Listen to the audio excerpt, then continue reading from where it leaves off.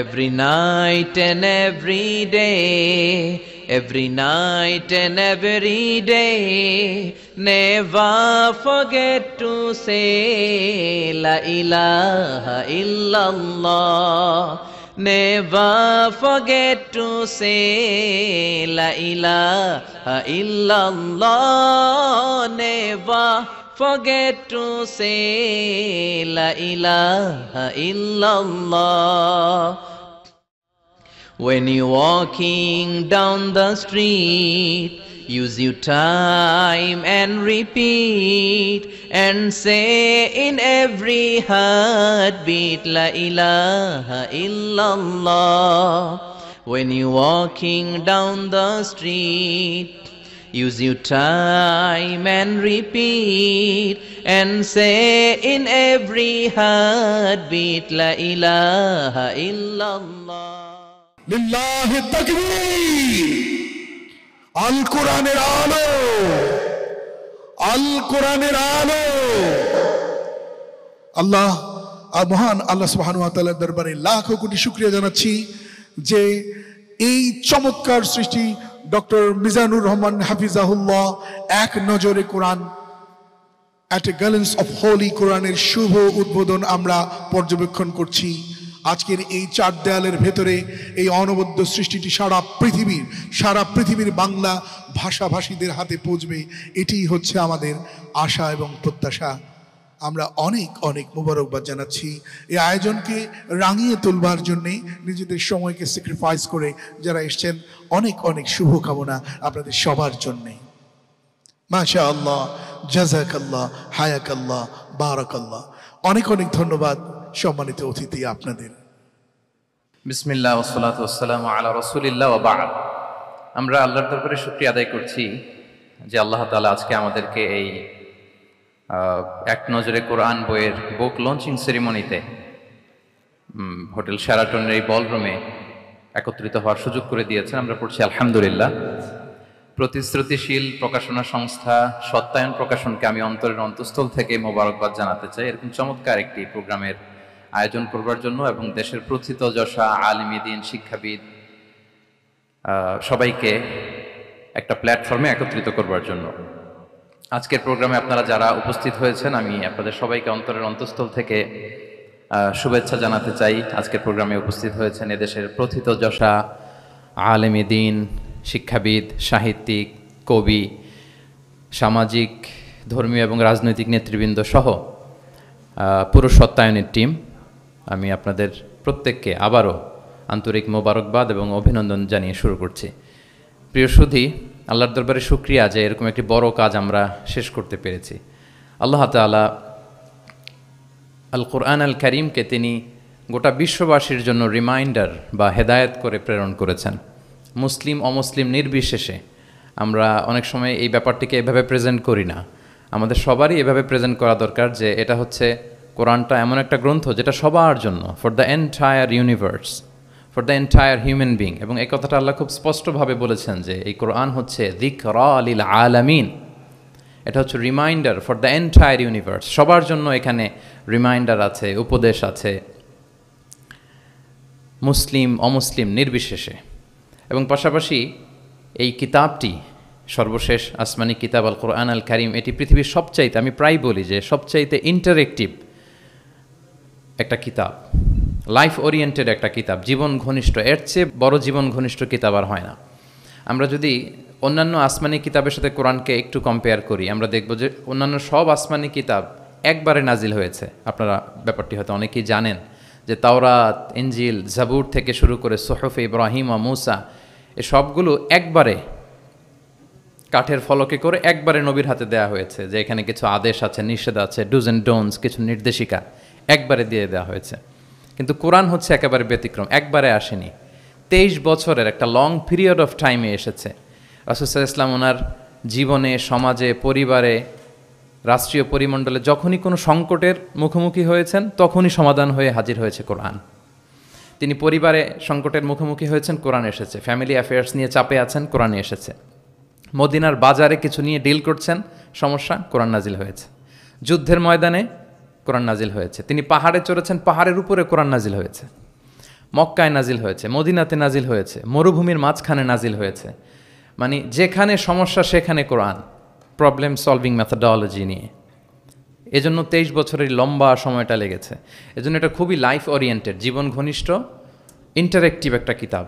মানুষের সাথে খুবই ইন্টারেক্ট করে কোরআন, যেখানে আমাদের সমস্যা ওখানে কোরআন এসেছে। এবং এটাকে আল্লাহ তাআলা ক্রাইটেরিয়ান বলেছেন এই কোরআনকে, আল ফুরকান, অর্থাৎ the criterion two differentiate between right and রং, সত্য মিথ্যার মধ্যে পার্থক্য করে দেয়। ইউফারিকু বাইনাল হাক্কি ওয়াল বাতিল। আমরা কোরআনের লেন্স দিয়ে যদি দুনিয়া পরখ করি, তাহলে কোনটা সত্য কোনটা মিথ্যা খুব সহজে বুঝতে পারবো, দিবালোকের মতো স্পষ্ট হয়ে যাবে। সো এই জন্য কোরআন স্টাডি করা, কোরআন পড়া, কোরআনের সাথে আমাদের সম্পর্ককে মজবুত করা, এদিকে যেন আমরা একটু যত্নবান হই। এই ছোট্ট একটি রিমাইন্ডার দিয়ে আমি আমার মূল কথা শুরু করছি। প্রিয় সুধী, এক নজরে কোরআন নামে যেই নতুন গ্রন্থটি প্রকাশিত হলো, আপনাদের সামনে সবার সামনে শোভা পাচ্ছে। আমরা কি করেছি এই বইতে একটু করে আপনাদের সাথে শেয়ার করতে চাই। এখানে বেসিকলি আমি কোরআনের 114 সূরার, কোরআনের 114টি সূরার সার নির্যাসকে নিয়ে এসেছি। The cream of the creams এখানে পাওয়া যাবে, সিনোপসিস অফ দ্য এন্টায়ার কোরআন। পুরো কোরআনকে যদি সামারি করা হয় বা কোরআনের কি ফ্যাক্টগুলোকে যদি নোট ডাউন করা হয়, ওইটাকে যদি সুন্দর করে ডিজাইন করে সাজানো হয়, তাহলে যেটা হবে সেটাই হচ্ছে এক নজরে কোরআন। এই কাজটা আমরা করার চেষ্টা করেছি। এবং এই বইতে কোরআনের তথ্যগুলো, মেসেজগুলো আমরা খুব সহজ ঝরঝরে বাংলা ভাষায়, যেটা পড়তে কষ্ট হবে না বা বোরিং ফিল হবে না, একাধিকবার সম্পাদনা করে করে এটাকে পলিশড করে একটা ঝরঝরে বাংলায় আমরা উপস্থাপনের চেষ্টা করেছি। এবং সবচেয়ে মজার ব্যাপার হচ্ছে, কোরআন নিয়ে এই ধরনের কাজ খুব কম। কোরআনের যে কোর মেসেজগুলো, এগুলোকে ইনফোগ্রাফি দিয়ে ফুটিয়ে তোলা হয়েছে। ইনফোগ্রাফিতে আমাদের একটা আকর্ষণ থাকে, দেখলে সহজ লাগে, বুঝতে খুব সহজ লাগে, এবং পাঠকদের সুবিধার্থে ছক বিন্যাস করে কোরআনের মেসেজগুলো এখানে আমরা উপস্থাপনের চেষ্টা করেছি। তো আমি আশা করি যে এই বইটি আপনাদের সকলের, যারা মাদ্রাসা ব্যাকগ্রাউন্ডের কিংবা জেনারেল ব্যাকগ্রাউন্ডের, সকলের উপকার হবে। আর কারো উপকার হোক বা না হোক, আমার খুব উপকার হবে। আমার আজীবনের জন্য একটা নোট হয়ে গেল। আমি ভেবে দেখলাম যে আমি তো তাফসির করতে হয়, ফলে এখন থেকে আমি যে কোনো সূরার তাফসির করার আগে আমি একবার রিভিশন দিয়ে যাব এখান থেকে। মানে আমার জন্য একটা আজীবনের কাজ হয়ে গেছে। সত্যায়নকে আমি আবারও ধন্যবাদ জানাতে চাই যে আমার তাফসির প্রোগ্রামের যেই হোমওয়ার্ক বা ম্যাটেরিয়াল রেডি করা, এটা ওনারা সহজ করে দিলেন এই কাজের মধ্য দিয়ে। তো আমি বোধ করি এবং বিশ্বাস করি আমার যেহেতু উপকার হবে, আমাদের বক্তা ভাই যারা, দাঈ ইলাল্লাহ, খতিব, ইমাম, আলিয়া মাদ্রাসা কিংবা কামি মাদ্রাসার শিক্ষক, ছাত্রবৃন্দ, সবার এই বইটা বেশ উপকারে আসবে বলে আমি বিশ্বাস করি এবং আল্লাহর কাছে কামনা করি। কোরআনের শিক্ষাকে যে বিভিন্ন অ্যাঙ্গেল থেকে দেখা যায়, বিভিন্ন অ্যাঙ্গেল, হাজারো অ্যাঙ্গেল থেকে কোরআনকে স্টাডি করা যায়, তারই বেসিকলি একটা ক্ষুদ্র প্রয়াস হচ্ছে আমাদের এক নজরে কোরআন। আপনারা একটু পাতা উল্টালেই সেটা বুঝতে পারবেন। আমি 2-1 মিনিটে একটু বলি যে বইটা আমরা কিভাবে সাজিয়েছি। আমরা প্রত্যেকটা সূরাকে 16টা অ্যাঙ্গেল থেকে অ্যানালাইসিস করার চেষ্টা করেছি। শুরুতে আমরা সূরার সংক্ষিপ্ত পরিচিতি নিয়ে এসেছি। এটা অনেক জায়গায় দেখা যায়, আপনারা দেখবেন বিভিন্ন তাফসিরে, বিভিন্ন গ্রন্থে এটা পাওয়া যায়। আমরা এটা নিয়ে এসেছি, সূরার সংক্ষিপ্ত পরিচিতি। এখানে সূরা কোথায় নাজিল হয়েছে, কখন নাজিল হয়েছে, সূরার আয়াত সংখ্যা কত, এই সূরার নাম, নামের অর্থ কী, এই নামের নেপথ্যের গল্পটা কী, পেছনের রহস্যটা কী, এই সূরার আবার যদি অন্যান্য অনেকগুলো নাম থাকে সেগুলো এক্সপ্লেইন করা, এটা আমরা নিয়ে এসেছি। আমরা প্রত্যেকটা সূরার শানে নুজুল উল্লেখ করেছি সহিহ হাদিস থেকে, তাফসির গ্রন্থগুলো থেকে রেফারেন্স দিয়ে। এবং প্রতিটা সূরার যে ভার্চু আছে, ফজিলাত, সেটা আমরা উল্লেখ করেছি সুন্নাহর ভিত্তিতে। পাশাপাশি মজার ব্যাপার হচ্ছে, প্রত্যেকটা সূরার শুরু এবং শেষের একটা সম্পর্ক আছে, যেটা আমরা অনেকে ধরতে পারি না। আল্লাহ কিন্তু র্যান্ডম কিছু বলে দেননি কোরআনে, সব কিছুর একটা কানেক্টিভিটি আছে। সো সূরার শুরু শেষের সম্পর্কটা কি, সেটা আমরা একটা সাব পয়েন্টে এনেছি। পাশাপাশি এই সূরার সাথে এই সূরার আগের সংযোগটা কোথায়, এবং এই সূরার সাথে ডিরেক্টলি এই সূরার পরে যে সূরাটা আসতেছে সেটার সংযোগটা কোথায়, সেটা আমরা এখানে নিয়ে এসেছি। পাশাপাশি সূরার মূল শিক্ষাগুলোকে আমরা কয়েকটা সেগমেন্টে ভাগ করেছি, বেসিকলি 3টা সেগমেন্টে। প্রত্যেকটা সূরার যে মূল বক্তব্য, মৌলিক কথাগুলো আমরা 3টা সেগমেন্টে নিয়ে এসেছি, যাতে সেগমেন্টগুলো দেখলেই একজন পাঠক, একজন শিক্ষার্থী সহজেই শিক্ষাগুলোকে আত্মস্থ করতে পারে। তারপরে গতিপথ নামে আমরা, এগুলো হচ্ছে আমাদের ইউনিকনেস, এরকম দেখা যায় না। প্রত্যেকটা সূরার মধ্যে গতিপথ নামে একটা টাইটেল আপনারা পাবেন। আপনারা জানেন যে কোরআনের কথাগুলো প্রায়ই আলোচনার মোড় চেঞ্জ হয়। আল্লাহ হিস্ট্রি দিয়ে শুরু করেন, হিস্ট্রি বলতে বলতে হঠাৎ আল্লাহ আবার জান্নাতের ভেতরে ঢুকে যান, জান্নাতের পরপরই আবার জাহান্নামের কথা বলেন, এরপরে আবার কিছু ডুজ অ্যান্ড ডোনস, কিছু ইনস্ট্রাকশন। তো সাধারণ মানুষের এই ডটগুলো কানেক্ট করতে একটু সমস্যা হয়। উই কানেক্টেড দ্য ডটস, গতিপথ দিয়ে আমরা বুঝিয়েছি যে কখন কোথায় আলোচনার মোড় নিয়েছে, একটার পর একটা কিভাবে আসলো, এই সিকোয়েন্সটা আমরা গতিপথে উল্লেখ করেছি। এরপর আমরা ওভারভিউ রেখেছি একটা পয়েন্টে। ওভারভিউ হচ্ছে সূরার আয়াত ভিত্তিক বা রেঞ্জ ভিত্তিক এই সূরাতে কী নিয়ে আলোচনা করা হয়েছে তার সার নির্যাস। সূরা যত বড় হোক 10টা কলামে আমরা নিয়ে এসেছি, যেমন সূরা বাকারা অনেক বড় সূরা, 286টা আয়াতের সূরা, কিন্তু 10টা কলামে যদি আপনি দেখেন এন্টায়ার সূরা বাকারাতে কী আছে সার নির্যাস আমরা এখানে উল্লেখ করেছি। এরপর মেজর থিম উল্লেখ করেছি। বিভিন্ন বিষয় নিয়ে প্রতিটি সূরাতে আলোচনা হলেও কিছু ফোকাসড পয়েন্ট থাকে একটা সূরার, সেগুলোকে আমরা মেজর থিমে এনেছি। এরপর আমরা সেন্ট্রাল থিম রেখেছি, একটা সূরার কেন্দ্রীয় আলোচ্য বিষয় কি। এই বইয়ের কাজ করতে যে সবচেয়ে বেশি কষ্ট হয়েছে আমার এই সেন্ট্রাল থিম বের করতে, কারণ একটা বড় সূরার সেন্ট্রাল থিম নিয়ে আসা অনেক জটিল। আমি যদি আমার এই জার্নিটার সামান্য একটু আমি কয়েক সেকেন্ডে শেয়ার করি। লেটসে সূরা বাকারার সেন্ট্রাল থিম আমি কীভাবে বের করেছি। 286টা আয়াত, এই 286 আয়াতের মধ্যে এক কথায় সূরা বাকারার কেন্দ্রীয় আলোচ্য বিষয় কি আমরা কিভাবে বুঝব। আমরা সূরা বাকারার সেন্ট্রাল থিম লিখেছি চেঞ্জিং দ্য লিডারশিপ। বাকারার সেন্ট্রাল থিম হচ্ছে বেসিক্যালি নেতৃত্বের পরিবর্তন। তাগায়ুরুল কিয়াদা মিন বানি ইসরাইল ইলা বানি ইসমাইল। বনি ইসরায়েলিদের হাত থেকে ফ্ল্যাগ নিয়ে আল্লাহ বনি ইসমাইলিদের হাতে তুলে দিয়েছেন। এটা হচ্ছে সূরাতুল বাকারা। এবার আপনাদেরকে একটু ভিতরে নিয়ে যায়। আমরা যদি সূরা বাকারা খেয়াল করি দেখবেন যে শুরুতে ইয়া বানি ইসরাইল আযকুরু নি'মাতি আল্লাতি, শুধু বনি ইসরাইল তোমাদেরকে এই নিয়ামত দিয়েছি, এই দিয়েছি, সেই দিয়েছি, মানে ওদেরকে গ্লোরিফাই করা হয়েছে। ওরা অনেক বড় জাতি ছিল, অনেক বড় সভ্যতা ছিল, এটা বোঝা যাবে। মুসা আলাইহিস সালামের সাথে এই হয়েছে সেই হয়েছে। এগুলো বলতে বলতে খানিক পরে আল্লাহ তাআলা কেবলা পরিবর্তনের ঘটনা আনলেন। তাহবিলুল কেবলা, কেবলা চেঞ্জ মানে হচ্ছে ক্ষমতার চেঞ্জ, কেবলা চেঞ্জ মানে গদি চেঞ্জ, কেবলা চেঞ্জ মানে সভ্যতার পরিবর্তন। এই কেবলা চেঞ্জের পরপরই দেখবেন এই উম্মার কথা শুরু, নামাজ, রোজা, জাকাত, অনেক নির্দেশিকা, ডুজ অ্যান্ড ডোনটস। তার মানে ওই সভ্যতার পতন সেখানে হয়েছে, নতুন এক সভ্যতার উত্থান এখানে হয়েছে। Changing the leadership. আমরা জানি যে অ্যাব্রাহামিক ফেথ যে আমরা বলি, 3টা ধর্ম, ইসলাম, জুডাইজম অ্যান্ড ক্রিশ্চিয়ানিটি, এই 3 ধর্মের গোড়া যে মিলেছে ইব্রাহিম আলাইহিস সালামের এখানে, তাই তো? ইব্রাহিম আলাইহিস সালামের 2 সন্তান, ইসমাইল আলাইহিস সালাম, ইসহাক আলাইহিস সালাম। এটাকে যদি আমরা ইসমাইল ধরি, এটাকে যদি ইসহাক ধরি, তাহলে দেখেন এই ইসহাক আলাইহিস সালামের চ্যানেলে দুনিয়ার সব নবীরা এসেছে। সব নবী বলতে আমি বেশিরভাগ বোঝাচ্ছি, অলমোস্ট 99% নবী এই চ্যানেলে এসেছে। কিন্তু ইব্রাহিম আলাইহিস সালামের আরেক সন্তান ইসমাইলের চ্যানেলে কোনো নবী নেই, এটা নবী শূন্য একটা চ্যানেল। এবং সব নবীরা তাদের উম্মতের কাছে বলতো যে সর্বশেষ একজন নবী আসবে যিনি হবেন সবার সেরা, শ্রেষ্ঠ নবী। তো যেহেতু হাজার হাজার নবী ইসহাক, ইয়াকুব, ইউসুফ এই চ্যানেলে আসতেছে, তাদের একটা ধারণা ছিল ওই যে সর্বশেষ নবী, শ্রেষ্ঠ নবী, উনিও এই চ্যানেলেই আসবেন, সবার এটা বদ্ধমূল। আর এই চ্যানেলটাকে তারা বলতো নবী শূন্য চ্যানেল। ইসমাইল আলাইহিস সালামের চ্যানেলে 1000 বছর ধরে কোনো নবী আসে না, সব নবী আসে এই চ্যানেলে। কিন্তু আল্লাহ তাআলা তাদের ধারণাকে নস্যাৎ করে দিয়ে সর্বশেষ নবীকে আল্লাহ তাআলা এই চ্যানেলে না পাঠিয়ে মুহাম্মদ রাসূলুল্লাহ সাল্লাল্লাহু আলাইহি ওয়াসাল্লামকে তিনি ইসমাইল আলাইহিস সালামের চ্যানেলে পাঠালেন। ফলে লিডারশিপের চেঞ্জ হলো।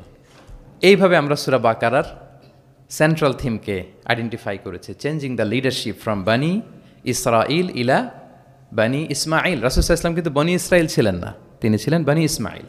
এভাবে আমরা সেন্ট্রাল থিম বের করেছি। কজ অ্যান্ড ইফেক্ট নামে একটা, এগুলো আপনারা সোশ্যাল সায়েন্সের বিভিন্ন বইতে পাবেন। তাফসির গ্রন্থে সাধারণত আমরা আমাদের ক্লাসিক 83 বইগুলোতে দেখি না, কিন্তু আমরা কজ অ্যান্ড ইফেক্ট রেখেছি। প্রত্যেকটা সূরার একটা নির্বাচিত আয়াত থেকে একটা কারণ এবং এই কারণের প্রভাব। ওয়ালাউ আন্না আহলাল কুরা আমানু ওয়াত্তাকাউ লাফাতাহনা আলাইহিম বারাকাতিম মিনাস সামা। জনপদের অধিবাসীরা যদি ঈমান আনে এবং তাকে অবলম্বন করে তাহলে কি পাবে? বারাকাত। এটা হচ্ছে কজ, এটা হচ্ছে ইফেক্ট। লা ইন শাকারতুম লা আযীদান্না, এটা কজ, এটা ইফেক্ট। এইভাবে আমরা শুধু কজ অ্যান্ড ইফেক্ট দিয়ে 600 পৃষ্ঠার বই করা সম্ভব। তো আমরা প্রত্যেকটা সূরা থেকে একটা কজ অ্যান্ড ইফেক্ট এখানে উল্লেখ করেছি, জাস্ট একটা বিগিনিং হিসেবে। ইন ফিউচারে যদি আল্লাহ তাআলা আমাদেরকে তৌফিক দান করেন আমরা হয়তো কাজ করব। তারপর আমরা রিফ্লেকশন নামে, রিফ্লেকশন যেটাকে আমরা তাদাব্বুর বলি, তাদাব্বুরে কোরআন নামে একটা পয়েন্ট রেখেছি, ম্যাক্সিমাম একটা থেকে দুইটা তাদাব্বুর শেয়ার করেছি। এখানে আমাদের চিন্তার খোরাক আছে যে এই আয়াতের পেছনের গল্পটা কি, এখান থেকে আমাদের শিক্ষাটাকে আমরা সেখানে তুলে ধরবার চেষ্টা করেছি। কেস স্টাডি একটা পয়েন্ট রেখেছি, যেটা সাধারণত তাফসির গ্রন্থে আমরা দেখি না। কেস স্টাডি এটাও সোশ্যাল সায়েন্সের একটা টার্মিনোলজি। কেস স্টাডি হচ্ছে অতীতের কোনো ঘটনা প্রবাহকে কেন্দ্র করে ওটার উপর বেস করে বর্তমান এবং ভবিষ্যতের সিদ্ধান্ত নির্ধারণ করা, এটাই আমরা করেছি। অর্থাৎ কোরআনের লেন্স দিয়ে আমরা বর্তমানকে পরখ করবার চেষ্টা করেছি এই কেস স্টাডি পয়েন্টে।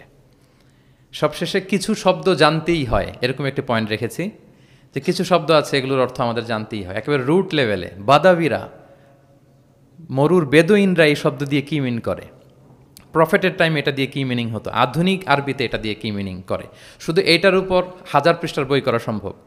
তো ফলে আমরা মাঝে মাঝে কিছু সূরায় কিছু শব্দ জানতেই হয় এই শিরোনামে কিছু কিছু কথা আলোকপাত করেছি। সো এইভাবে আমরা এক নজরে কোরআনটা সাজাবার চেষ্টা করেছি। প্রিয় সুধী, as a writer, as a author of the book, আমাকে যদি বলা হয় যে এটা কোন ধরনের বই, তাহলে আমি বলবো এটা একটা মাইন্ড ম্যাপিং বুক। আপনারা মাইন্ড ম্যাপিং বুকের কথা শুনবেন। এটা হচ্ছে, এই বইটাকে যদি আপনি পড়েন তাহলে কোরআনের শিক্ষাগুলো আপনার মাইন্ডে ম্যাপের মতো চলে আসবে। খুব ইজিলি আপনি এটা থেকে লেসন নিতে পারবেন এবং শেয়ার করতে পারবেন। তো বর্তমান সময়ের জন্য আমার কাছে মনে হচ্ছিল যে এরকম একটা কাজ দরকার। আমার কোরআনের একাডেমিক জার্নি শুরু হয়েছে 2008-এ। আল আজহারে আমি তাফসির নিয়ে ব্যাচেলর করেছি। তারপর মালয়েশিয়াতে আমি মাস্টার্স পিএইচডি করেছি কোরআনের উপর, হিউম্যান এমব্রায়োলজি, মায়ের পেটে বাচ্চার ভ্রূণ যে ডেভেলপ করে, নুতফা, আলাকা, মুদগা। দুজন সায়েন্টিফিক মুফাসসির তান্তাবি জাওহারি আর জাকলুল আন নাজ্জার, ওনাদের কম্পারেটিভ অ্যানালাইসিস করেছি। পিএইচডিতে human behavioural patterns in the holy Quran, মানুষের আচরণগত দিকটা কোরআন কীভাবে দেখে। এই যে আমাদের এক এক মানুষ এক এক আচরণ, এক একভাবে রিয়্যাক্ট করি, এর পেছনের কারণটা কি, কোরআন কীভাবে দেখে, এটা নিয়ে আমার গবেষণা ছিল। তো ফলে বর্তমান সময়ে আমি দেখলাম যে এরকম মাইন্ড ম্যাপিং বুকের খুব দরকার। এখন দেখবেন যে মানুষের সময় খুব কম, all are rushing, super busy, সময় নাই হাতে। এখন মানুষ ভিডিও দেখে না।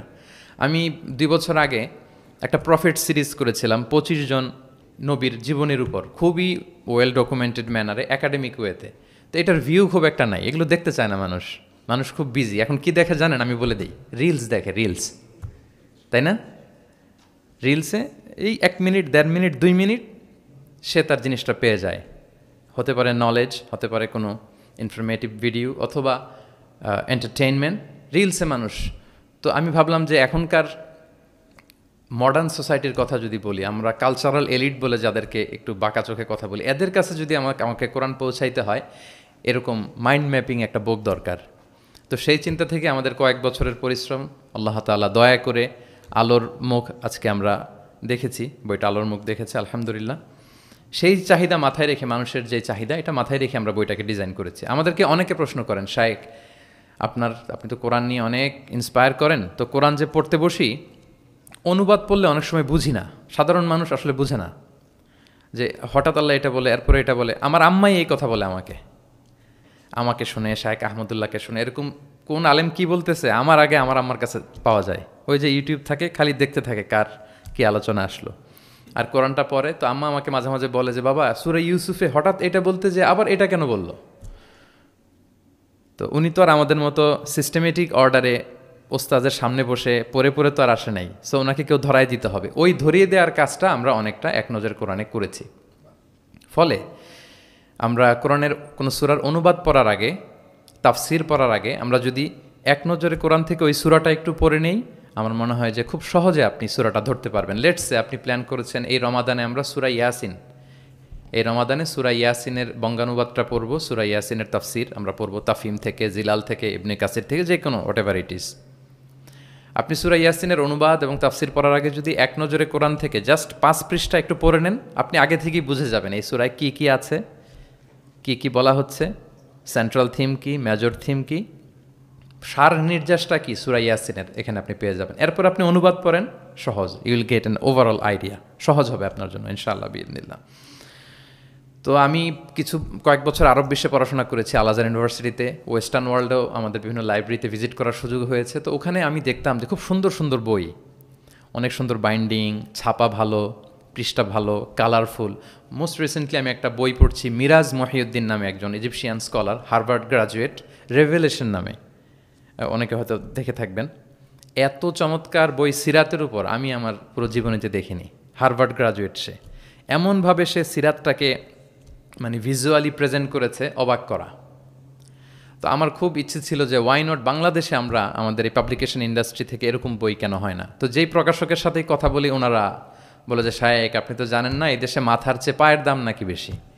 তাই আমি বললাম এটা আবার কী জিনিস? বলে যে পায়ে তো জুতা পরে, মানুষ জুতা কেনার জন্য অ্যাটলিস্ট 2000 টাকা বাজেট রাখে, মানে 2000 টাকার কমের নিচে নাকি জুতা হয় না এই দেশে ভালো জুতা। তো বলে যেই লোক 2000 টাকা দিয়ে জুতা কিনবে পায়ের জন্য, সে বই খুঁজে 600 পৃষ্ঠার বই হইতে হবে, দাম হইতে হবে 500 টাকার নিচে। তো এই ব্যাপারটা যৌক্তিক, আমাদের মধ্যে ওই কালচারটা গড়ে ওঠেনি। তো আমি আবারও সত্যায়ন প্রকাশনকে ধন্যবাদ জানাতে চাই।